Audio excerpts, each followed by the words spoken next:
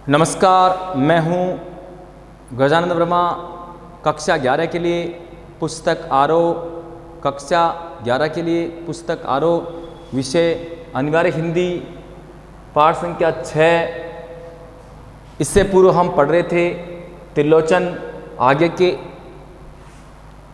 5 से लेकर के 8 पद्य हम आज पढ़ते हैं। देखिएगा, चंपा जो ग्वाले की लड़की है, सुंदर नामक ग्वाले की लड़की है, वह पढ़ाई लिखा का ज्ञान जानती नहीं है, फिर भी उसे समझाने का भरसक प्रयास किया जा रहा है। उसे समझाने की पूरी कोशिश की जा रही है कि किस तरह से वो पशुओं को चराना छोड़ करके पढ़ाई लिखाई में ध्यान दे, किंतु वो पढ़ी लिखी नहीं थी, इसीलिए वो पढ़ाई का महत्व क्या जाने।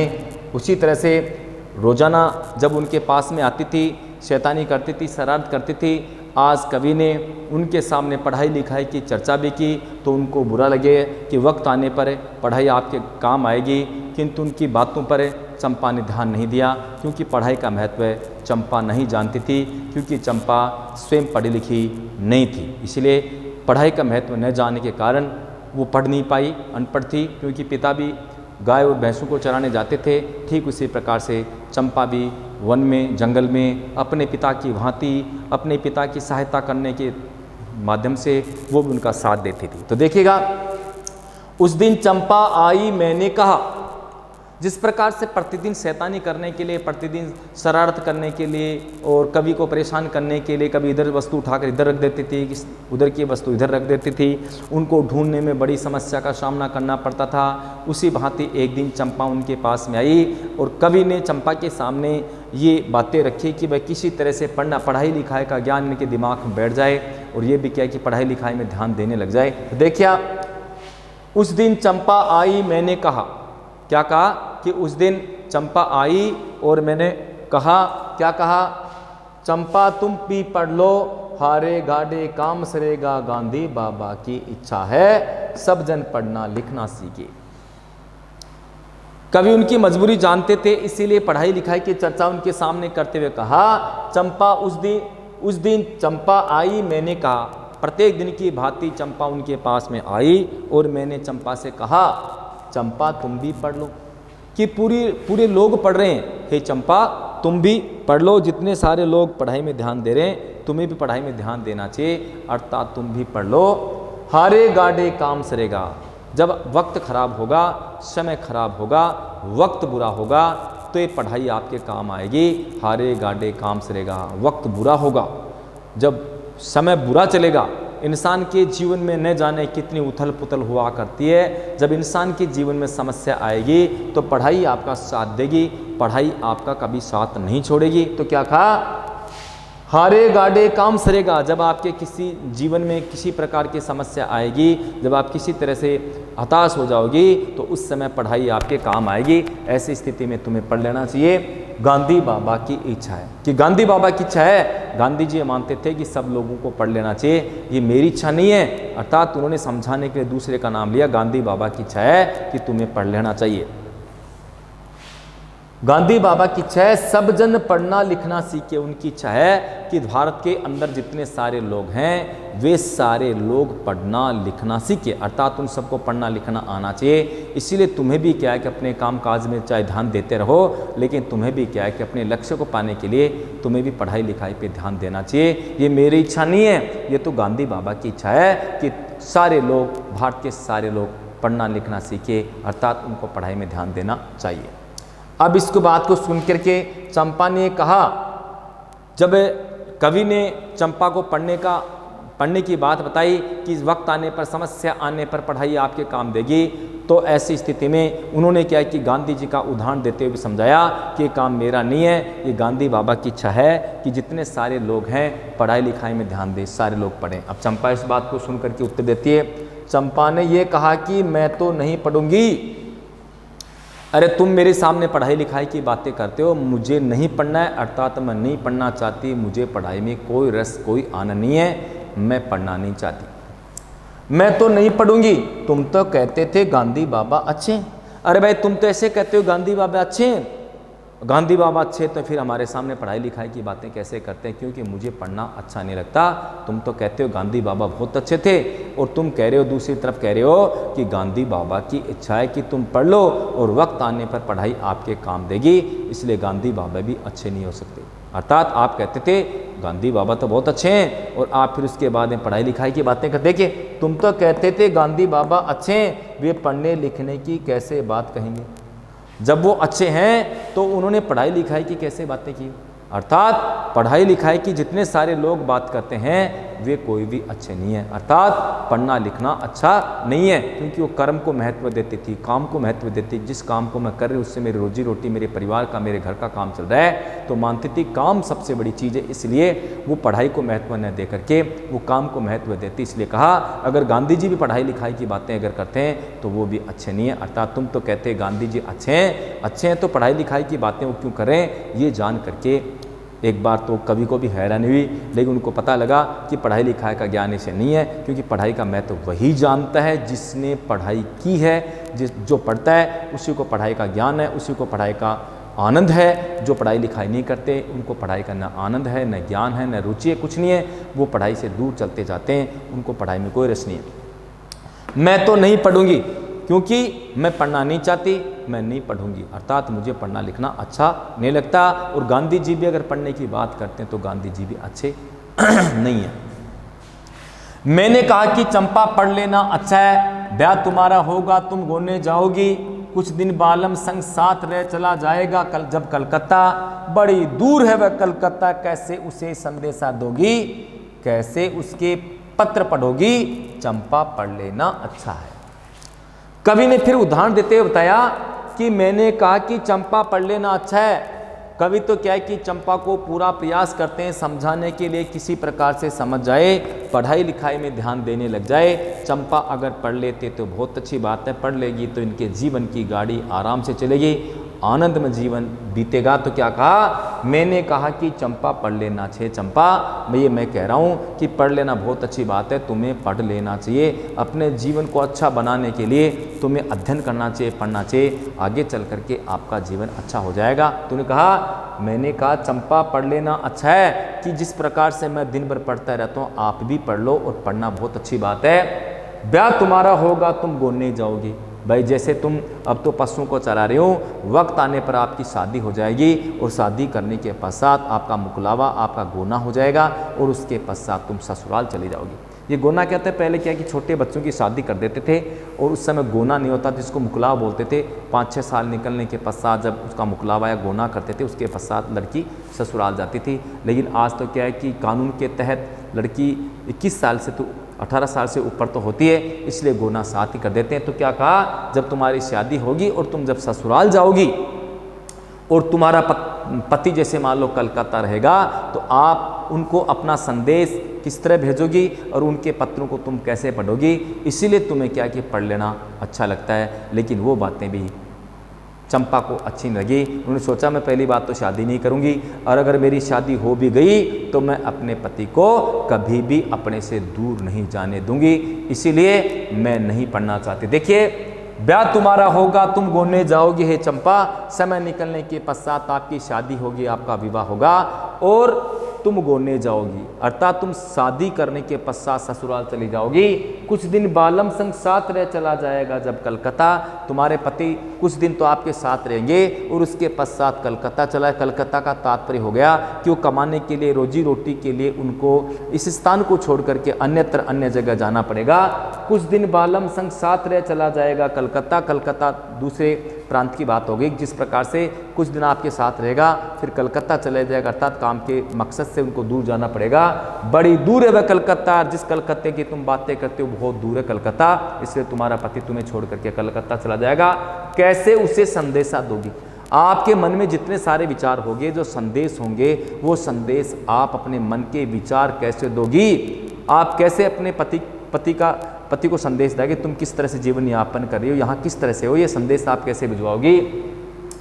कैसे उसके पत्र पढ़ोगे? आपके पति के द्वारा लिखे गए पत्रों को तुम कैसे पढ़ोगी कि उन्होंने जो पत्र लिखा उनका जीवन वो कैसे चल रहा है, वहाँ सुखपूर्वक है कि नहीं, वो कैसे तुम पढ़ पाओगी? और अपने बारे में संदेश भी आप न पढ़ने के कारण उनको कैसे दोगी? चंपा पढ़ लेना अच्छा है, इसलिए हे चंपा पढ़ लेना बहुत अच्छी बात है, तुम्हें पढ़ लेना चाहिए। क्योंकि जब तुम्हारे पति कुछ दिन आपके साथ रहेंगे और आपके पति आपको छोड़ करके नौकरी या काम के मकसद से उनको बाहर जाना पड़ेगा, तब आप किस प्रकार से अपना संदेश दोगे कि मैं किस तरह से हूँ, आपकी कुशल क्षेम चाहती हूँ, तो आप अपने पति को अपना संदेश कैसे भेजोगे और उनके द्वारा लिखे गए पत्रों को तुम कैसे पढ़ पाओगे? इसलिए चंपा मैं तुमसे गुजारिश करता हूँ, मैं तुमसे एक रिक्वेस्ट करता हूँ कि तुम्हें पढ़ लेना चाहिए। पढ़ाई लिखाई करना बहुत अच्छी बात है, क्योंकि इंसान के साथ में जितने सारे लोग हैं, मित्र वगैरह, वो भी साथ जुड़ते हैं, वक्त आने पर माँ बाप भी हट जाते हैं, किंतु पढ़ाई उनका साथ जीवन भर साथ देती है। यहाँ तक पति भी उनका साथ छोड़ देता है वक्त आने पर, परेशानी होने पर। लेकिन उस समय पर अगर पढ़ाई की हुई है, समय पर उन्होंने अध्ययन में ध्यान दिया है, तो वो उसका साथ नहीं जोड़ती, वक्त आने पर वही उसका साथ देती है पढ़ाई। ऐसी स्थिति में तुम्हें पढ़ लेना चाहिए। लेकिन वो तो अनपढ़ थी, पढ़ाई का महत्व वो क्या जाने। अब देखिए उसका उत्तर देते हुए चंपा ने इसका विपरीत उत्तर दिया है, आगे पद्य में देखेंगे। चंपा बोली तुम कितने झूठे हो देखा। अरे मुझे पहले ही पता था। चंपा बोली तुम कितने झूठे हो देखा। अरे मुझे पहले ही पता था आप कितनी झूठ बोलते हैं। चंपा बोली तुम कितने झूठे हो देखा। अरे तुम कितने झूठ बोलते हो देखा मैंने, तुम कितनी झूठ बोलते हो। हाय राम, तुम पढ़ लिख कर इतने झूठे हो। अरे मैं तो सोच रही हूँ पढ़े लिखे लोग झूठ नहीं बोलते, किंतु तुम पढ़ लिख करके तुम इतनी झूठ बोलते हो, आज मुझे पता चला है। हाय राम, तुम पढ़ लिख कर इतने झूठे हो, तुम पढ़ लिखने के पश्चात भी तुम इतनी झूठ बोलते हो, इतने झूठे हो कि मुझे इस तरह से इन परिस्थितियों में फंसाने की कोशिश करे हो। पढ़ लिख कर तुम कितने झूठ बोलते हो। मैं तो ब्याह कभी नहीं करूँगी, ये झूठ बोलने की तुम्हें ज़रूरत कहाँ पड़ रही है। मैं तो शादी नहीं करूँगी, इसलिए मुझे लिखने की ज़रूरत नहीं है और उसका संदेश पढ़ने की ज़रूरत नहीं है। और दूसरा कारण, संदेशा भेजने की जरूरत नहीं है, उनके पत्रों को पढ़ने की जरूरत नहीं है। और मेरा पति क्यों जाएगा, जब मैं शादी नहीं करूँगा तो मेरा पति कहाँ से होगा। तो क्या कहा, मैं तो ब्याह कभी नहीं करूँगी, मुझे शादी करने की आवश्यकता नहीं, क्योंकि मैं तो शादी कभी भी नहीं करूँगी। मैं तो ब्याह कभी नहीं करूँगी। और कहीं जो ब्याह हो भी गया और भाई मना करने के पश्चात भी अगर मेरी शादी हो भी गई और कहीं जो ब्याह हो भी गया, तो मैं अपने बालम को संग साथ रखूँगी। उन्होंने कहा अगर मान लीजिए पहली बात तो मैं शादी नहीं करूँगी, ब्याह नहीं करूँगी, अगर मेरी शादी हो भी गई, बड़ी गुजारिश, बड़ी परेशान होने के पश्चात अगर मेरी शादी हो भी गई, तो मैं अपने पति को अपने पास से दूर कभी नहीं जाने दूंगी। अर्थात मैं अपने पति को, मेरे आदमी को मेरे साथ ही रखूँगी। और कहीं जो ब्याह हो गया तो मैं अपने बालम को संग साथ रखूँगी, अपने पति को अपने साथ ही रखूँगी, अर्थात मैं उसको दूर नहीं जाने दूँ। पहली बात तो मैं शादी नहीं करूँगी। तुम कितने झूठे हो, कितने झूठ बोलते हो। पहली बात तो मैं शादी नहीं करूँगी। अगर मेरी शादी हो भी गई, मेरा विवाह हो भी गया, तो मैं अपने पति को अपने से दूर कभी भी नहीं जाने दूँगी। कलकत्ता में कभी नहीं जाने दूँगी। कलकत्ता तो मैं भूल करके भी नहीं जाने दूँगी अपने पति को। कलकत्ता तो मैं भूल करके भी नहीं जाने दूंगी। कलकत्ता पर वज्र गिरे, अगर वहाँ कलकत्ता में उनको जाना पड़े तो इस प्रकार के कलकत्ता पे वज्रपात हो, इस प्रकार के कलकत्ता पे विपत्ति आ जाए, विपदा आ जाए, समस्या आ जाए, इस प्रकार से मैं अपने पति को अपने पास से दूर नहीं जाने दूंगी। वैसे तो क्या है कि मैं शादी नहीं करूंगी, मेरी इच्छा नहीं है कि मैं शादी करूं। अगर शादी मेरी हो भी गई तो मैं अपने पति को अपने पास से दूर कभी भी नहीं जाने दूंगी। ये पाठ एक बार आप और देख लीजिए, जिसके कारण अच्छी तरह से आपको समझ में आ जाए, क्योंकि ये पाठ बहुत ही अच्छी तरह से समझाया गया है। उस दिन चंपा आई, मैंने कहा चंपा तुम भी पढ़ लो, हारे गाड़े काम सरेगा, गांधी बाबा की इच्छा है सब जन पढ़ना लिखना सीखे। जिस प्रकार से प्रतिदिन जो चंपा शैतानी करती, शरारत करती, ठीक उसी प्रकार से उस दिन भी क्या है कि चंपा कवि के पास में आई और कवि ने मन में विचार किया कि इसको पढ़ लिख लेना चाहिए, क्योंकि पशु तो जिंदगी भर चराती रहेगी, इसकी ज़िंदगी पर में पिता की तरह नारकी हो जाएगी, बुरी हो जाएगी। मैं तो यही चाहता हूँ कि ये भी पढ़ लिख करके कुछ अच्छा कुछ सीख जाए और इसका जीवन भी अच्छा हो जाए। इसलिए उन्होंने चंपा को ये शिक्षा दी कि तुम्हें भी पढ़ लेना चाहिए। गांधी बाबा की इच्छा है। गांधी जी भी ये मानते थे कि हमारे भारत के अंदर जितने सारे लोग हैं सारे पढ़े लिखे होने चाहिए, किंतु इस बात से भी चिढ़ हुई कि गांधी बाबा पढ़ने के लिए कह रहे हैं, तो मुझे लगता नहीं कि गांधी बाबा भी अच्छे, क्योंकि वही व्यक्ति पढ़ाई का महत्व जानता है जिसने पढ़ाई की है, जो पढ़ाई के महत्व को जानता है। तो क्या कहा, उस दिन चंपा आई, मैंने कहा चंपा तुम पढ़ लो। चंपा उनके पास में आई और कवि ने कहा रे चंपा, अन्य लोग पढ़ रहे हैं, तेरे साथी लोग पढ़ रहे हैं, तुम्हें भी पढ़ लेना चाहिए, पढ़ना अच्छी बात है, हारे गाड़े काम सरेगा। जब आपका वक्त बुरा होगा, समस्या जब आएगी, तो ऐसी स्थिति में आपका पढ़ाई साथ देगी, इसलिए तुम्हें पढ़ लेना चाहिए। गांधी बाबा की इच्छा है सब जन पढ़ना लिखना सीखे। देखिए ये पढ़ना लिखना बहुत अच्छी बात है। ये गांधी जी की इच्छा थी कि हमारे भारत के अंदर जितने सारे लोग हैं सब पढ़े लिखे होने चाहिए, सबको पढ़ना चाहिए। इसलिए मेरी इच्छा नहीं है, ये तो गांधी जी की इच्छा तो उनकी थी, लेकिन उन्होंने गांधी जी का ध्यान, गांधी जी की बात उनके सामने रखी कि थोड़ी बहुत इनके समझ में आए। चंपा ने ये कहा कि मैं तो नहीं पढ़ूंगी। कवि की बातों को सुनने के पश्चात चंपा ने कहा भाई मैं तो नहीं पढ़ना चाहती, मैं नहीं पढ़ूंगी। तुम तो कहते थे गांधी बाबा अच्छे, अरे तुम तो कहते थे गांधी जी बहुत अच्छे हैं, फिर उन्होंने पढ़ाई लिखाई की बातें कैसे की? अगर वो पढ़ाई लिखाई की बातें अगर करते हैं तो गांधी बाबा भी अच्छे नहीं हैं। तुम तो कहते थे गांधी बाबा अच्छे हैं, वे पढ़ने लिखने की कैसे बात कहेंगे? अरे भाई तुम तो कहते गांधी जी बहुत अच्छे हैं, तो फिर उन्होंने पढ़ाई लिखाई की बातें कैसे की? उन्होंने पढ़ाई की बात की कैसे? अगर वो अच्छे हैं तो मैं तो नहीं पढ़ूंगी। ऐसी स्थिति में मैं नहीं पढ़ना चाहती, मैं नहीं पढ़ूंगी। मैंने कहा चंपा पढ़ लेना अच्छा है, ब्याह तुम्हारा होगा तुम गोने जाओगी, कुछ दिन बालम संग साथ रह चला जाएगा वह कलकत्ता। क्या करिए? अरे भाई ये मानती हूँ कि चंपा तुम पढ़ लो, पढ़ लेना बहुत अच्छी बात है, और अगर तुम पढ़ोगी तो बहुत अच्छी बात रहेगी, क्योंकि पढ़ना बहुत ही अच्छी बात है। मैंने कहा चंपा पढ़ लेना अच्छा है, ब्याह तुम्हारा होगा तुम गोने जाओगी। अरे चंपा पढ़ लेना बहुत अच्छी बात है, और कुछ दिन पश्चात आपकी शादी हो जाएगी, और आप शादी करने के पश्चात आप अपने ससुराल चले जाओगी।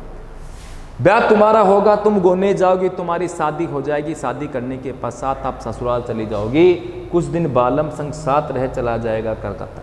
तुम्हारी शादी होगी, तुम्हारा गोना होगा, तुम ससुराल चली जाओगी, कुछ दिन तो आपके पति आपके साथ रहेगा, उसके पश्चात आपको छोड़ करके वह कलकत्ता, अर्थात कमाने के मकसद से, काम के मकसद से उनको कलकत्ता जाना पड़ेगा।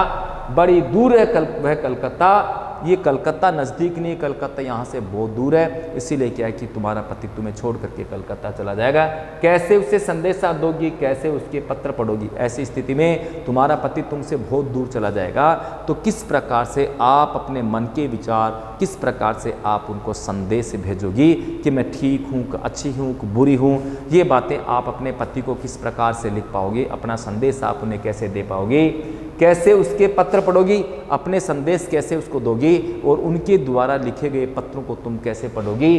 चंपा पढ़ लेना अच्छा है। इसलिए हे चंपा पढ़ लेना हो बहुत अच्छी बात है, तुम्हें अपने जीवन में अध्ययन करना चाहिए, तुम्हें भी अन्य लोगों की तरह पढ़ लेना चाहिए। ये पशु वगैरह तो दिन भर चलते रहेंगे, ये जीवन में इसी तरह की गाड़ी चलती रहेगी, लेकिन मैं तो कहता हूँ तुम्हें पढ़ लेना अच्छा है, क्योंकि तुम्हारा पति तुम्हें छोड़ करके चला जाएगा। तो पीछे से किस प्रकार से आप अपने मन के विचारों को किस तरह से लिखोगी, उनके द्वारा लिखे गए पत्रों को तुम किस प्रकार पढ़ोगी, इसलिए तुम्हें पढ़ लेना चाहिए।